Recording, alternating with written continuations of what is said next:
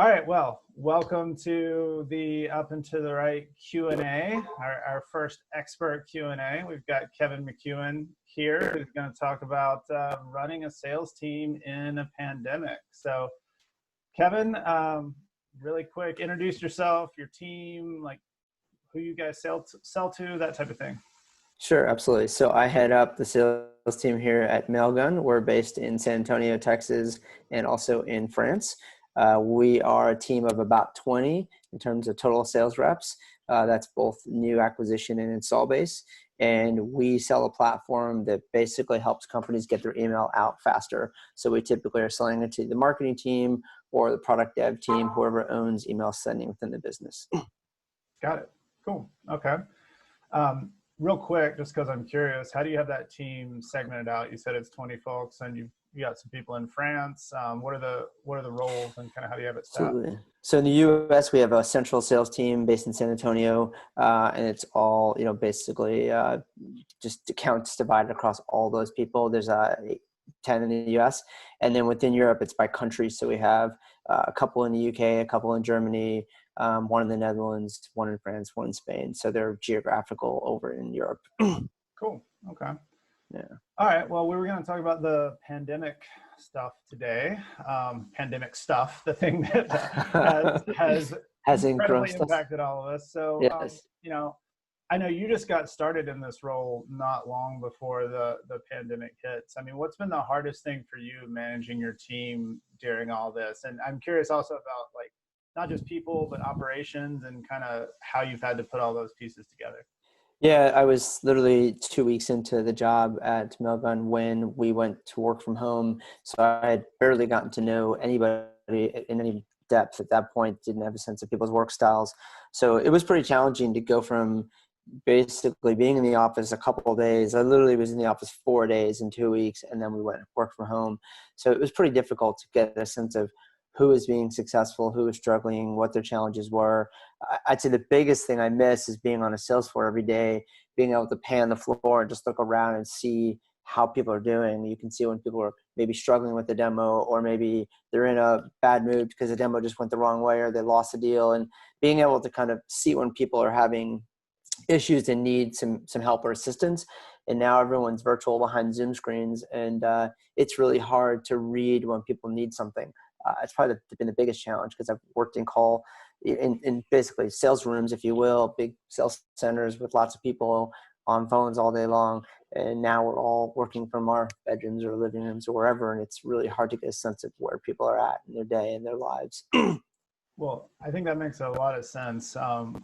So how have you tried to address that? Like, have you changed your coaching style or changed what your expectations are for people to share with you more specifically what's going on? Yeah, one of the biggest things that we did is we've moved to a daily 8:30 stand-up over Zoom. And some days it has formal structure, whether it's, deals for the week or something else. Maybe it's a tutorial on something new we've rolled out in Salesforce. But we get everyone together at 8:30 every morning for 15 to 20 minutes. Sometimes it's just talking about how the week is going, high points, low points.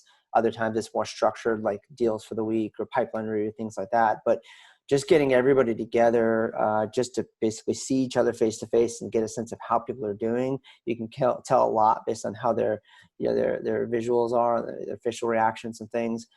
We had one this morning, in fact, where we uncovered a pretty significant problem with onboarding. We have 2 different products, and one was an acquisition, and the onboarding process was quite a bit different than our traditional onboarding process, and it was causing confusion for the reps who are just learning to sell this product. So typically that would have been a lot easier to figure out in the office, but now in this virtual world, the only way they get to bring it up is through this sort of daily call.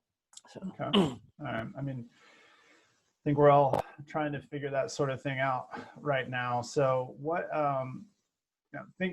that's been the last 6 months. If you kind of fast forward to the next 6 months, what kind of expectations are you setting with your team right now about what you think the next 6 months are going to hold? Is it more of this? Are we going to get back in the office? What do you think? Yeah, that's a good question. So right now our viewpoint is through the end of the year, will be virtual. That's our current guidance to our team. I know in Europe, our teams are going start to go back a little sooner because things are calmer there, and they're going to have sort of the ability to go as they need to the office, not, no required time. But definitely, we know we're going to be in this through the rest of the year in the US. So trying to get a more regular cadence of how we do what we do and stay connected and keep track of expectations for people. It's just hard to keep tabs on how productive people are being when you can't see them every day and when they're running into roadblocks. And so trying to put things in place so we know when people are stuck or things are holding them up, that's probably our biggest challenge. So we know how we can help them and remove roadblocks, because you can't just look over and see that they're frustrated or stuck on something. Right. So aside from getting people together in a stand-up, what else have you put in place to do that? Is there any tips or anything you've seen particularly work to try to make sure you're understanding people's status? Yeah, obviously everyone's using Slack these days. We have a lot of Slack channels going on, as everybody does. Trying to encourage the team to put things into Slack and escalate them to the right teams, whether it's product or support or finance or layer, so that we can get issues solved and we don't have to wait for meetings and stand-ups for that. Slack's been amazingly valuable in this process to kind of keep communication flowing. I think the other part of it is just making sure people understand that it's okay to escalate things at any point in time. And, it's not like you're working at home or at the office where it's easy for you to make it clear to people you're having a problem. So definitely the Slack aspect's been big. That's, I'd say, probably the biggest thing. The other thing that we're doing as a company that's not specifically to sales is our CEO hosts Ask Me Anything session every week that is scheduled for about 30 minutes. Some weeks it has a structured format, like one of the execs presenting about changes in their team. Other weeks it's just a Q&A format, and the team can submit questions to the CEO ahead of time. For example, like the office opening is a topic we cover every couple of weeks, just to say, where are we at with the office and when is it going to open? So that's another big thing we've company that I think has really helped our employees a lot. Working from home. Sorry, working from home. What do you get? Was that a printout, or you get like a fax there? Yes, we got homework that just got printed out, and that was a good little wonderful interruption of our discussion. Sorry about that. No, I mean that's what we're all dealing with right now. So we talked about the kind of the 6 weeks, but like fast forward 6 years. I mean, do you think there's things that have come from this that are going to be permanent changes, like for both your team and just revenue teams in general? Are there things that are permanent about this that we've learned over the last 6 months that we're going to keep doing? Yeah, it's been interesting for me. I mean, I'm an old school sales guy. I started my career on the road, 3 or 4 cities a week. And when I went to the company previous to this, which was my first pure inside sales role, where we didn't travel a whole lot at all, but we still were in the office every day together, that was a big transition. And now for me, going from that to a completely virtual, everyone work from home, it's been like 3 major changes over the course of these last couple of jobs. And to me, it's going to show me that we can be productive for anywhere. We can still get deals done and still work on big projects and big proposals, and not have to be in a war room or in a big conference room, hunkered around laptops. It can be done from home, but you definitely have to make sure people are empowered with the right things. I know we ended up just doing a stipend for our employees to give them the ability to go buy some office things they need, maybe a desk or a monitor, whatever. Because that's definitely the one thing I've seen is a lot of people weren't set up with great home environments for working. And so they had to go get provisioned with a laptop or whatever they needed. So, but that's, I think the biggest thing for me is, we've been able to power through and have good months in spite of being completely out, all work from home and all separated. But with the right tools and the right support and being attentive to your team, you can make it happen. You just got to be super attentive, and we're lucky we have a good ratio of managers to employees that we can do that. I'd say that's probably the biggest thing I would say that changes is that as you go forward, you really have to rethink the ratio of how many people align to a manager in a virtual environment, because it's a lot more taxing than in a face-to-face environment where it's easier to solve problems. I hadn't thought about that. So do you have a sense of what the optimal ratio was before and what you think the optimal ratio is now? What is the overhead, Yeah. management overhead of being remote?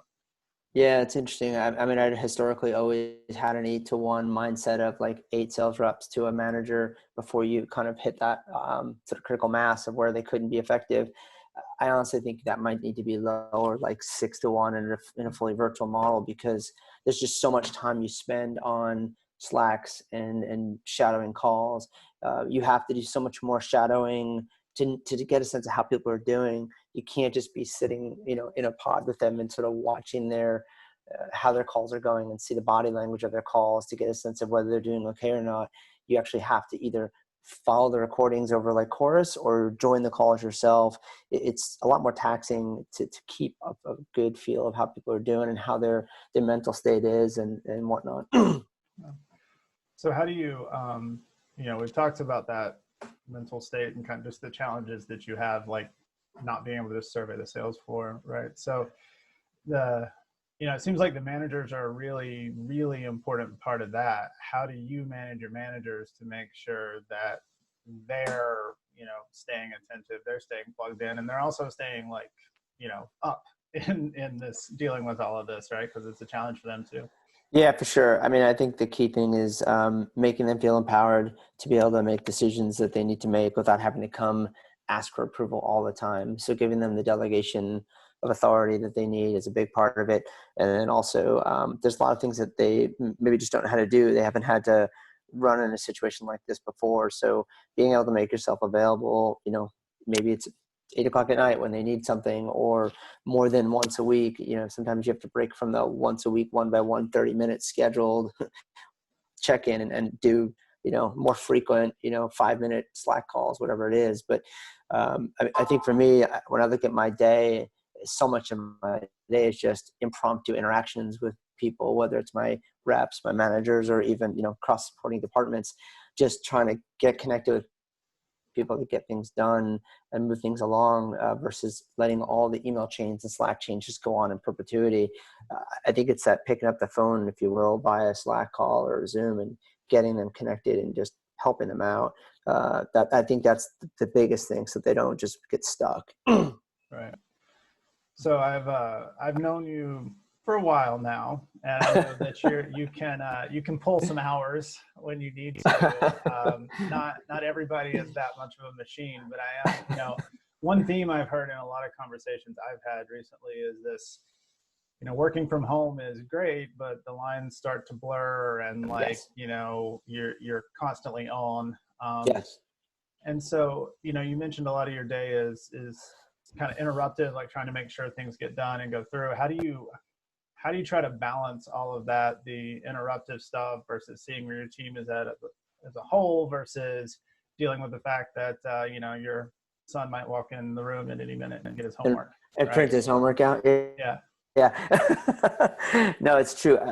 For me, I find that beyond just COVID in general, being in the role I'm in, you usually have a lot of meetings and a lot of interruptions during the day. So you don't get much productive sort of thinking or that type of work done. So for me, it's usually later in the evening when everyone's gone to sleep and it's quiet is kind of the hour or two that I relish to kind of get my focus work done. Some people like to get up at 6 and do it in the morning, get up early and get that stuff knocked out. I'm a night person. So for me, it's carving out an hour or two in the evening to kind of knock those things out. Because during the day, it's just every time you sit down to try and do 20 minutes of focused thinking, 17 different Slack messages pop off, or something happens that you jump into. So that's been the nature of my life and my career, and I've just kind of come to expect that I need to set aside that time to do those things. Right. I think that may just be true, unfortunately. Yes, unfortunately. I mean, there's some people that block their calendar, right? Like I have a couple of people that I work with that they'll lock their calendar and they'll mute their Slack and whatnot for an hour, which, I think is okay in certain roles. But when in a role like mine where, I have to approve pricing or discounts or, I'm standing between a person and their ability to get a deal through, I can't justify turning off, the messaging for 2 hours and hold up their deal. That's not fair to them. So I feel like my role is different than maybe someone in an operations role or a finance role where, it's not going to be critical if they take an hour and block messages. It shouldn't hurt much of anything, hopefully. So, Right. but Right. Okay. Well, so I really appreciate all of this. I do have one last question. I'm trying to make sure that anybody who comes on and does the Q&A, if they've got anything that they want to talk about specifically, if you've got any open job recs or anything like that, cool. anything you want to put out there to our adoring massive Yeah, audience? absolutely. Well, we are growing. Thankfully, we've been able to hire all through COVID, which has been a blessing, not in massive numbers, but we have hired some reps, some AEs in London and two SDRs in London. We just hired 3 reps here in Austin, as well as a CSM, customer service manager. We do have openings right now. We have an AE, a CSM, and an SDR all here in either San Antonio or Austin. So continuing to scale the team, which is exciting. So always good to get resumes for anyone that's interested in those roles. Would be appreciative. They're posted up on LinkedIn and also on our job site off of the Mailgun website. So that'd be great to get some attention on those. All right. Well, I really appreciate it. Thanks for being our inaugural Q&A. Absolutely. Appreciate experiencing this green screen that we Yeah. set up. I wore the right color shirt. It's wonderful. You did it. All right. Well, I appreciate it. Thank you very much. Thanks, sir. All right. Have a good one. Yep.